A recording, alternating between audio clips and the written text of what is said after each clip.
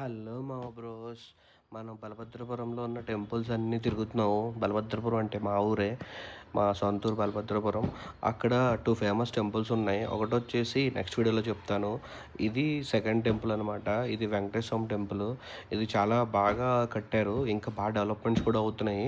And ఇక్కడ same మనకి తిరుపతిలాగే కొలను అది అండ్ వరాహస్వామి టెంపుల్ అండ్ ముక్తి మార్గం అని చెప్పి అరుణాచలంలో ఒక కింద గుహలోంచి వెళ్తాం కదా, అట్లా ఇక్కడ కూడా తయారు చేశారు. అండ్ ఫస్ట్ టెంపుల్కి వెళ్ళే ముందు మనం వరాహస్వామిని దర్శనం చేసుకుని వెళ్ళాలి. వరాహస్వామి దర్శనం అయిపోయిన తర్వాత ఇదిగో ఇక్కడే ఉంది కదా, ఇది ముక్తి మార్గం, అంటే మళ్ళీ జన్మ ఉండదు మనకి, ఇంక ఇదే లాస్ట్ జన్మ అన్నట్టు ఉంటుందన్నమాట. ఇది శ్రీవారి పాదాలు అవి సేమ్ ఇంకా తిరుపతిలో ఎట్లా అయితే ఉంటుందో అలాగే ఆ టైప్లోనే చేస్తున్నారు మొత్తం అంతా. అండ్ ఇక్కడ ఏసీ కళ్యాణ మండపం అది కూడా ఉంది. కింద కళ్యాణ మండపం ఉంటుంది, పైన టెంపుల్ ఉంటుంది. అండ్ టెంపుల్ చూడండి, మీకు ఆ లోపల డిజైన్స్ కానీ ఆ బొమ్మలు కానీ అసలు చాలా బాగుంటాయి. ఇది కాకినాడ దగ్గరలో ఒక 30 కిలోమీటర్స్ దూరంలో ఉంది.